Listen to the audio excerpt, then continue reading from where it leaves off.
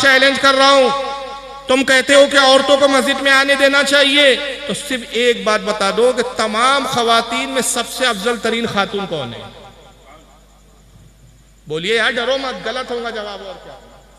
तमाम औरतों की बुनियाद पर अव्वलीन वक्त में नमाज पढ़ाते थे, फरमाते थे कि मेरा जी चाहता है कि मैं आखिरी वक्त में नमाज पढ़ाऊं, मगर मुझे औरतों का ख्याल होता है, बच्चों का ख्याल होता है कि जो औरतें नमाज पढ़ने आती हैं उनके बच्चे घर में बेदार हो के अगर रो रहे हो, परेशान हो, तो माए उनको देखकर परेशान न हो जाए। ईशा में रात का वक्त होता था, हज़रत आयशा उम्मुल मोमिन फरमाती है कि हुजूर के ज़माने में जब औरतें मस्जिद में आती थी तो अंधेरे के सबब पहचानी नहीं जाती थी। फिर दूसरा ये कि जो औरतें आती थी वो ज़ईफ़ा और बूढ़ी बूढ़ी औरतें आती थी, जवान औरतें भी नहीं आती थी। हुजूर के ज़माने में इस्लाम किल्लत में था, उस वक्त जब हुजूर ने इजाज़त दी थी तो हुजूर ने उसकी रुख्सत दी थी, मना नहीं फरमाया। मगर जब इस्लाम बहुत फैल गया हज़रत उमर के ज़माने तक और औरतें कसरत से मस्जिद में आने लगी, तो कुछ मुनाफिकीन भी मस्जिद में जो आते थे वो औरतों के साथ नाज़ेबा हरकत करते थे, ताका झाकी करते थे, तजस्सुस में रहते थे, भाई ये कौन खातून है, कैसी दिखती है, हालांकि वो हिजाब में होती, बुरक़े में होती। हज़रत उमर ने जब ये चीज़ों को मुलाहिज़ा फरमाया, एक दिन सहाबा को बुलाया और कहा कि क्या तुम देख नहीं रहे औरतों का क्या हाल हो गया है? तो मेरी राय है कि औरतों को मस्जिद में आने से मैं रोक दूँ। तमाम सहाबा ने इस पर इत्तेफाक कर लिया। इस पर सहाबा का क्या हो गया? इजमा। आज का अहले हदीस कहता है कि हम हजरत उमर का फैसला क्यों माने, हुजूर ने मना नहीं किया, हुजूर की हदीस मानेंगे। मैं इससे पूछता हूँ, हदीस को हजरत उमर ज्यादा समझते थे कि तू ज्यादा समझता है? क्या कहने हैं मियां बाबा? हजरत उस्मान गनी ज्यादा समझते थे कि तू समझता है? मौला अली ज्यादा समझते थे कि तू समझता है? हजरत तलहा ज्यादा समझते कि तू समझता है? साद इब्न वक्कास ज्यादा समझते? तमाम सहाबा ज्यादा समझते कि तू ज्यादा समझता है? और अगर ये हदीस के खिलाफ अमल था हज़रत उमर का, तो फिर सारे सहाबा इसके खिलाफ खड़े हो जाना चाहिए था, बगावत हो जानी चाहिए थी। सबने तायद क्यों की, इजमा क्यों किया? वो भी जानते थे कि हुजूर का ममानियत न करना मुस्तहब के हुक्म में, फ़र्ज और वाजिब के हुक्म में नहीं है। वजह क्या है कि सहाबा के कानों ने ये हदीस सुनी थी, ये मंजर देखा था कि हुजूर के ज़माने में अज़वाज मोहतरात में से कोई भी खातून मस्जिद नबवी में नहीं आती थी, जबकि अज़वाज के हुजरे, हुजूर के जो हुजरे थे सरकार के, वो मस्जिद नबवी से लगकर थे। मैं दुनिया वहाबियत को चैलेंज कर रहा हूँ, तुम कहते हो कि औरतों को मस्जिद में आने देना चाहिए, तो सिर्फ एक बात बता दो कि तमाम खवातीन में सबसे अफजल तरीन खातून कौन है? बोलिए यार, डरो मत, गलत होगा जवाब। और क्या? तमाम औरतों में सबसे अफजल तरीन औरत कौन है? तमाम खवातीन में सबसे अफजल तरीन खातून का क्या नाम है? बोलो। हा? क्या बोलो? हज़रत फातिमा, बिल्कुल सही, जन्नती औरतों की सरदार हज़रत सैयदा फातिमा ज़हरा रज़ियल्लाहु ताला अन्हा। वहाँ भी किसी इतना बता दो, हज़रत फातिमा मस्जिद नबी में जमात से नमाज पढ़ने आती थी कि नहीं आती थी? क्या कहने हैं मियां बाबा? बस इतना बता दो। खुदा की कसम सैयदा कभी भी जमात से नमाज पढ़ने नहीं आई, इतनी बापर्दा थी, इतनी बापर्दा थी कि मौला अली कहते हैं, खुदा की कसम मैंने बिन्ते रसूल से ज्यादा बापर्दा किसी औरत को पाया ही नहीं कि खुले आसमान में भी सैयदा के बालों को नहीं देखा। मर तो छोड़िए, आसमान ने बालों को नहीं देखा, वो कभी नहीं आई। और उन्हीं से हदीस मरवी है, इमाम बुखारी इसको लाए अदबुल मुफरद में कि अल्लाह के रसूल सैयदा के घर में तशरीफ लाए और कहा, बेटी फातिमा मेरे एक सवाल का जवाब दो। कहा, अब्बा हुजूर बयान फरमाए, क्या पूछना चाहते? कहा, बेटी बताओ औरत के लिए सबसे बेहतर क्या चीज़ है? कहा कि अपने घर में नमाज पढ़े। कहा, और बेहतर क्या है? कहा, अपने घर के अंदरूनी कमरे में नमाज पढ़े। कहा, बेटा उससे और बेहतर क्या है? कहा, अगर उसके घर में तहखाना हो तो तहखाने में नमाज पढ़े। आका ने अपनी बेटी की पेशानी को बोसा दिया, फरमाया कि फातिमा तूने औरत की फितरत को पहचान लिया, औरत की यही हकीकी फितरत है। तो कभी सैयदा नहीं आई, तो जब खातून जन्नत जन्नती औरतों की सरदार जमात में हाजिर ना हुई, तो तुम फटीचरों की बीवियों की क्या औकात है? तुम्हारी औरतों की क्या हैसियत है? बड़ी पारसा है वो, सैयदा से ज्यादा पारसा है। जब हज़रत उमर ने पाबंदी लगाई, वहाबी जी को ये तो नजर आया, हुजूर ने मना नहीं किया था, हुजूर ने वाजिब भी करार नहीं दिया था, फर्ज भी करार नहीं था, बल्कि आका ने फरमाया औरत के लिए घर में नमाज पढ़ना मस्जिद में नमाज पढ़ने से 70 दर्जे ज्यादा फजीलत रखता है। माशाअल्लाह। मर्द के लिए मस्जिद में 70 दर्जे ज्यादा है और औरत के लिए कहाँ है ज्यादा?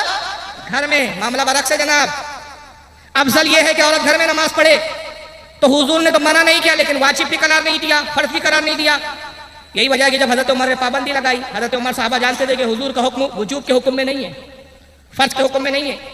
उसी बुखारी में आता है कि औरतें हज़रत उम्मुल मोमिन आयशा सिद्दीक़ा के पास पहुंची, अर्ज़ करती उम्मुल मोमिन हम रसूल के ज़माने में मस्जिद में हाजिर हुआ करती थी। उमर कौन होते हैं जो पाबंदी लगाते हैं? सैयदा फातिमा, सैयदा आयशा क्या जवाब देती है? हज़रत सैयदा उम्मुल मोमिनीन कहती है, जो औरतों के हालात है ना, खुदा की कसम रसूल इन हालात को देखते तो रसूल भी वही करते जो उमर ने किया है, और तुम वैसे ही रोक दी जाती जैसे कौम बनी इसराइल की औरतों को भी इबादत खानों से रोक दिया गया। मुझे बताओ, मिजाज नबुवत को उम्मुल मोमिन से ज्यादा बेहतर कौन समझ सकता है? ये रिवायतें वाज़े करती है ये सारी हदीसें हमारे अइम्मा के पेश नज़र है। इस बुनियाद पर हमारे उलमा इजाज़त नहीं देते कि औरतें मस्जिद में आए। और आला हज़रत एक बड़ी काम की बात बोली है जो आपके जहन और फिक्र में बैठ जाएंगे। आला का इससे मुस्तकिल रिसाला है, जमलुन नूर ली नहीं अन्निसाई ज़ियारतुल क़ुबूर। हालांकि कब्रों की ज़ियारत पर, लेकिन मस्जिद की हाज़िरी पर आला हज़रत ने कयास करके औरतों को कब्रों पे जाने से मना किया है।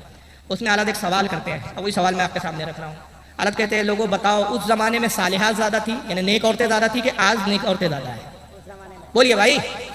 उस ज़माने में फासिकात ज़्यादा थी कि इस ज़माने में ज़्यादा है? इस ज़माने में ज़्यादा फासिका औरतें ज़्यादा है। उस ज़माने में अगर एक फासिका औरत होती थी, इस ज़माने में हज़ारों है। उस ज़माने में हज़ारों सालिहात थी, इस ज़माने में गिनती की सालिहात है। जब खैर के ज़माने में सहाबा ने ममानियत कर दी तो इस फितने के ज़माने में कैसे इजाज़त दी जाएगी?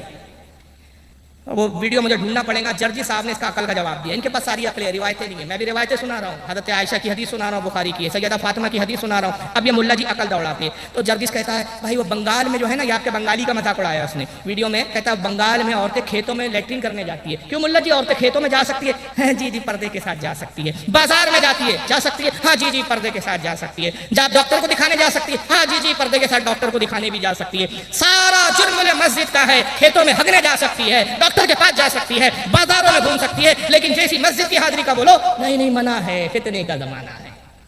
वो जाहिल को ये अकल नहीं है कि डॉक्टर के पास जाती है तो उज़्र है, ज़रूरत है, ज़रूरत के तहत शरीयत रुख्सत देती है। बंगाल में वो इलाके, हालांकि इसकी इजाजत नहीं है, करना नहीं चाहिए, हमारे उलमा इस पर राजी नहीं है। उन लोगों ने जिनकी औरतें खेतों में जाती है उन्होंने अपने घर में लेटरिन बनाना चाहिए। मोदी से गए भी थे लोग, हम नहीं है कि अब वो हमें बताएंगे पाकी और सफाई क्या है। सच अभियान वो चलाएगा, सच अभियान हमें चलाना चाहिए। अत्ताहुर शत्रुल ईमान है हमारे यहाँ, पाकिस्तान की आधा ईमान है। तो उन्होंने बहरहाल लेटरिन बनाना चाहिए। अगर बेलफर्ज जाती है कहीं और के मुझे नहीं मालूम, ज़रूरत के तहत जाती है, बाजार जाती है ज़रूरत के तहत जाती है, सवाब समझ के नहीं जाती। कोई पाखाना करने जाता है तो सवाब की नीयत से जाता है क्या? बोलो। लेकिन जब मस्जिद जाएंगी तो किस नीयत से जाएंगी? सवाब की नीयत से। और अगर खुलेआम हर मस्जिद में औरतों को इजाज़त दी जाए ना फितने के ज़माने में, तो उसका नतीजा क्या होगा बताओ। मैंने फिर जर्जिस को जवाब दिया एक वीडियो में, तलाश करना नेट पे मिल जाएगा। उसी की लैंग्वेज, जिस लैंग्वेज बहुत बदतमीजी के साथ उसने बोला, मैंने उसी लबो लहजे में जवाब दिया। मैंने कहा जर्जी साहब, अगर इजाज़त खुलेआम दे दी जाए ना तो ऐसा होगा कि आपकी साहबजादी निकलेंगी, अब्बा हुजूर नमाज पढ़ने जा रही हूँ, और यार को फ़ोन करेंगी फला मस्जिद में मिल जाना। मस्जिद में लफड़े साइड होने शुरू हो जाएंगे। जर्जी साहब की बीवी मस्जिद में जाएंगी, 5 वक्त जाएंगी, मौलाना लोग देखेंगे जर्जी साहब की बेगम आ रही है, माशाल्लाह आ रही है। अचानक 5 दिन गायब हो गई। समझो यार, क्या खोल के बताऊं, क्या इशारा भी तो समझो। जर्जी साहब बेगम नहीं आ रही है, जी जी परेशानी में है कुछ, अच्छा हैज़ आ गया है। छुपे हुए राज औरतों के सरेआम होने लगेंगे। और नतीजा क्या हुआ देखिए, एक उसूल है, उंगली दोगे कौम पोछा पकड़ेंगे, कलाई पकड़ेंगे। वही हुआ, मैंने वीडियो दिखाया उसमें। अमेरिका में एक खातून उठी, फिर इंडिया में खातून उठी, उसके बाद ये आपके चेन्नई में खातून उठी। 3 या 4 वीडियो उसके अंदर है जिसमें औरत नमाज पढ़ा रही है, मर्द उसके पीछे नमाज पढ़ रहे हैं। और उन औरतों से इंटरव्यू लिए गए, तो इंटरव्यू में वो औरतें कहती है कि भाई जब औरत मस्जिद आ सकती है, औरत को अगर मसाइल मालूम हो, इस्लाम ने बराबरी का हक दिया है, तो अगर कोई औरत नमाज पढ़ाना जानती है, इल्म रखती है, तो नमाज भी पढ़ा सकती है, क्यों नहीं पढ़ा सकती है? और इस पर बीजेपी वालों ने भी बीच में एक मुहिम छेड़ी थी कि भाई औरतों को मस्जिद में आने की परमिशन मिलना चाहिए, औरतों को भी जो है इमामत वगैरह का मकाम मिलना चाहिए। मैंने इसके जवाब में कहा कि भाई साहब, सबसे पहले आप ये बताइए, शंकराचार्य का ओहदा आज तक आपने किसी औरत को दिया हो तो बताओ। किसी क्रिश्चियन ने आज तक बिशप का ओहदा किसी औरत को दिया है तो बताओ। बहुत जिसों ने बिच्छू का ओहदा, कोई बड़ी बिच्छू का कोई ओहदा जो उनका सबसे बड़ा होता है, किसी औरत को दिया हो तो दिखाओ। जब तुम्हारे धर्मों में औरतों को वो मकाम नहीं दिया गया, तो सारे जो है आसानी हमारे इस्लाम के बारे में तुमको सोचती है। भाई अब आप अपना संभालिए यार, हमको अपने हाल पर छोड़िए। हमारे मज़हब को हम खूब समझते हैं, और हमारे मज़हब को कैसे चलाना है, कैसे दिन जो है लोगों को तालीम देना है, ये हमारे उलमा का काम है, आपका काम नहीं है। लेकिन बहरहाल वो औरत नमाज पढ़ा रही है, बड़ा वबेला हुआ, उसका इंटरव्यू आया, बड़ा माहौल चला, डिबेट हुए उस वक्त भी पर भाई का बाकायदा, भाई औरत पढ़ा रही है तो क्या बुराई है, इस्लाम औरत को दबाना चाहता है, ये करना चाहता है, सारी आज़ादी मुसलमान औरतों को ही नज़र आ रही है इनको। तो उस वक्त हमारे इलाके में भी थोड़ा सा माहौल चला। तो एक बार ये हुआ कि 15-20 नौजवान आपस में इख्तलाफ हो गया, मेरे घर पर आए, चलो यार फारूक साहब से मसला हल कराते। तो उसमें कुछ मॉडर्न नौजवान थे, वो मॉडर्न नौजवान कहते थे यार सही तो बात है, अगर नमाज पढ़ाना आता है तो पढ़ा दे तो क्या हर्ज है। और आधे नौजवान कह रहे थे नहीं यार, आज तक तो ऐसा हुआ नहीं। जब ये लोग मेरे पास आए तो सब मॉडर्न कॉलेज पढ़ने वाले नौजवान थे। मैंने एक शॉर्टकट जवाब दिया, मैंने कहा वो मतलब कितने वक्त की नमाज पढ़ा रही है? बोले रोज़ पढ़ा रही है, 2 या 3 वक्त की। मैंने कहा 5-6 दिन का गैप आ जाएगा बीच में। तो उसमें से कुछ नौजवान समझे, बोले क्यों? मैंने कहा पीरियड आ जाएगा ना। जनाब ये सबसे बड़ी औरतों की मजबूरी है, इसलिए इस्लाम ने औरत को वो हक नहीं दिया ताकि वो राज घर के ही अंदर रह जाए, बरसरे आम ना आए कि किस खातून का कौन से दिनों में कितना पीरियड आता है। और औरतों को इजाज़त दे दी जाएंगी तो नतीजा ये होगा कि फिर नौजवान मन चले, ये मस्जिद में बहुत कंचा माल है यार, ये मस्जिद में चलते, कंचा समझ रहे हैं ना?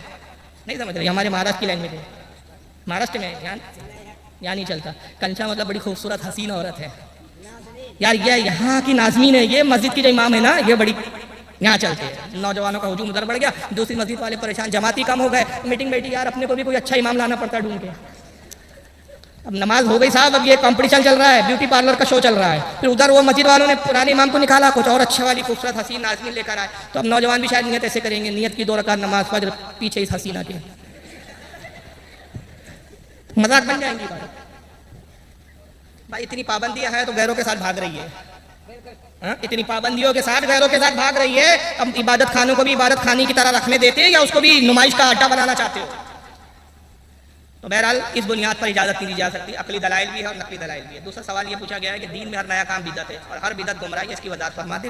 बहुत सारी वजाहत तो मेरी तकरीर में आ गई कि हर काम नया बिदअत नहीं है। अगर हर काम नया बिदअत होता, मैंने बिदअत की तारीफ बताई कि बिदअत वो जो सुन्नत को मिटाए, बिदअत वो नहीं जो रसूल ने और साहबा ने ना किया हो। वरना मदारिस ये भी बिदअत हो जाते, मस्जिदों के जो मीनारे बनाए जाते हैं ये बिदअत हो जाता। मस्जिद को पक्का बनाना बिदअत है, बल्कि इसके बारे में तो सुनाने अबू दाऊद की किताबुल मस्जिद की पहली हदीस है। आका ने फरमाया यकीनन तुम यहूद व नसारा के नक्शे कदम पर चलोगे। उन्होंने अपने इबादत खानों को हसीन और खूबसूरत मुज़य्यन किया, आराइश की, उसमें खूबसूरत बनाया, तुम भी अपनी मस्जिदों को वैसी बनाओगे। यहूद व नसारा ने तशबीह दी, अगर आज कौन सी मस्जिद है जो खूबसूरत नहीं बन रही है? तो इससे भी मना किया गया। गुस्ल काबा भी बिदअत है, रसूलुल्लाह के ज़माने में कभी काबे को गुस्ल नहीं दिया गया। खाने काबा पर जो गिलाफ चढ़ाया जाता है और उस पर जो सोने के तारों से आयतों का काम होता है, ये भी बिदअत है। नबी के ज़माने में गिलाफ काबा पे कभी सोने का काम नहीं किया गया। गिलाफ काबा पे जो बादशाह का नाम लिखा होता है ये भी बिदअत है कि हुजूर के ज़माने में गिलाफ के ऊपर किसी बादशाह का नाम नहीं लिखा जाता था। ऐसी सैकड़ों बिदअतें जो तुम खुद कर रहे हो। ये जलसा इस तरीके से, इस तरह से जलसा कराना, ये भी बिदअत है। लेकिन ये सब बिदअतें कौन सी है? इसको बिदअत हसना कहते हैं। उलमा कहते हैं बिदअत की 2 किस्में होती है, एक वो जो बुरी होती है, जो सुन्नत से टकराए, एक वो कि काम अच्छा हो, अगरचे साहबा ने और रसूल ने नहीं किया, मगर काम अच्छा है, वो करे तो उस पर सवाब है। और सही मुस्लिम की हदीस से आका फरमाते हैं जिसने कोई अच्छी चीज़ ईजाद की, किसी ने अच्छी चीज़ ईजाद की, तो उस पर जितने लोग अमल करे सबको सवाब, और उन सबके सवाब का मुकम्मल और अकमल और कामिल सवाब उस शख्स को जिसने उस बिदअत को ईजाद किया। चलिए चौथा सवाल देख लीजिए। किसी भी साहबी रसूल के ताल्लुक से लान तान करना, क्या बिलखुसूस हज़रत अमीर माविया वगैरह, किसी भी सहाबी पे लान तान करना, किसी भी सहाबी पर तबर्रा करना, शब्बो शतम करना, ये आखिरत को तबाह करना है। बल्कि शेखैन जो हज़रत अबू बकर और उमर के बारे में उजमा है अहले सुन्नत का कि जो अबू बकर और उमर पे लान तान करे वो काफिर है, और बाकी सहाबा पर अगर किसी पे लान तान करता है नऊज़ुबिल्लाह मिन ज़ालिक तो वो बद मज़हब है, अहले सुन्नत व जमात से खारिज है। और खुसूसन अमीर माविया के बारे में जो इस वक्त माहौल चल रहा है कि अमीर माविया को लान तान का जो है निशाना बनाया जा रहा है, उसके बारे में तो उलमा के बड़े सख्त कलाम हैं। यहाँ तक कि इमाम काजी आयात की शिफा की शरह की है इमाम शहाबुद्दीन खुफाजी ने, उनकी किताब नसीम रिया, उसमें कहते हैं अमीर माविया पर लान तान करने वाला जहन्नमी कुत्तों में से एक कुत्ता। हज़रत मौला अली से जो भी उनके मामलात हुए, मुशाजरात जिसको हम कहते हैं, अकीदा अहले सुन्नत यह है कि हक अली के साथ था। अमीर माविया से खता इज्तिहादी हुई, मगर साहबी रसूल है, रसूलुल्लाह के रिश्तेदार है, सरकार के रिश्ते में उनकी बहन हुजूर के निकाह में है और हुजूर से रिश्तेदारी है, हुजूर से उनकी उल्फत मोहब्बत है, लिहाजा उनका एहतराम भी हर सुन्नी मुसलमान पर वाजिब है। और जो उसका मुनकिर है वह अहले फरमाते फ़ता रज़िया में अहले सुन्नत व जमात से खारिज है। पांचवा सवाल है, अगर हुजूर के विसाल मुबारक भी 12 रबीउल अव्वल को हुआ तो इस दिन हम खुशी क्यों मनाते हैं? सबसे पहली बात तो यह है कि 12 को विसाल हुआ, इस पर भी इत्तेफाक नहीं है उलमा का। वहाँ भी धोखा देते हैं कि 12 को इंतकाल हुआ। बाद रिवायतों में 12 का भी जिक्र है, लेकिन उलमा का एक तबका वो भी है जो 12 रबीउल अव्वल आपके विसाल की तारीख नहीं मानता। 12 रबीउल तो छोड़िए, महीना भी 12 रबीउल अव्वल का नहीं मानता। बाद मौदी से ने लिखा कि आपका इंतकाल सफर के अंदर हुआ। तारीख भी दूसरी बताइए, बाद में 18 बताइए, बाद में 21 बताइए, तारीख पर भी इख्तिलाफ है। हाँ, जमहूर का एक बड़े तादाद ये है कि जो 12 रबीउल अव्वल मानती है। अभी अगर हम थोड़ी देर के लिए समझ लें कि भाई ठीक है चलो 12 को ही इंतकाल हुआ, अब 12 को पैदाइश भी है तो 12 को खुशी क्यों मनाते हो? तो भाई 2 जवाब है। एक ये कि एक ही वक्त में 2 चीज़ें एक साथ नहीं हो सकती। खुशी मनाने वाला गम नहीं मना सकता, गम मनाने वाला खुशी नहीं मना सकता। तो भाई खुशी का डिपार्टमेंट, खुशी का शोबा हमने ले लिया, गम का आप ले लीजिए। हम जश्न मनाएं, तुम मातम कर लें, तो वो दिन मातम की मजलिस करें, शियाओं की तरह काले कपड़े पहन लें, सीने ठोके के आज नबी चले गए। इन बदबख्तों को इतना भी नहीं मालूम कि आका की ही हदीस है, सही बुखारी की हदीस है, हुजूर फरमाते वो हम में से नहीं जो अपने मरने वाले पर 3 दिन से ज़्यादा गम मनाए, सिवाय उस औरत के जिसका शौहर इंतकाल कर जाए, 4 महीने 10 दिन की इद्दत के गम के गुजारे, 4 महीने 10 दिन के बाद उस औरत को भी इजाजत नहीं कि वो गम मनाए। तो 4 महीने और 10 दिन से ज्यादा औरत को इजाजत नहीं। ये कौन सी बेवाएं हैं भाई, 14 साल तक अब तक गम में बैठी है, इनका गम ही नहीं खत्म हो रहा है 14 साल के अंदर। और ये दूसरा जवाब तो ये है, ये तो खैर एक इल्मी जवाब था, अब एक उर्फी जवाब सुन लीजिए। गम वो मनाए जिसके अकीदे के मुताबिक नबी मर चुके हो, हमारे आका जिंदा है। और गम जिंदों का नहीं मनाया जाता। हमारा तो अकीदा ये है, तू जिंदा है वल्लाह, तू जिंदा है वल्लाह, मेरी चश्मे आलम से छुप जाने वाले फरियाद जो उम्मती करे हाले ज़ार में, मुमकिन नहीं कि खैर बशर को खबर ना। तो आका जिंदा है। और बहरहाल छठा सवाल बहुत लंबा है, इसको मैं छोड़ रहा हूँ, फिर कभी इस पर इंशाल्लाह बात होगी, क्योंकि मैं मुनासिब नहीं समझ रहा कि हमारे खतीब बहुत ज़्यादा इंतजार कर रहे हैं, या किसी बड़े खतीब को इतनी देर इंतजार नहीं करवाना चाहिए। गैरुल्लाह से मदद मांगना कैसा है।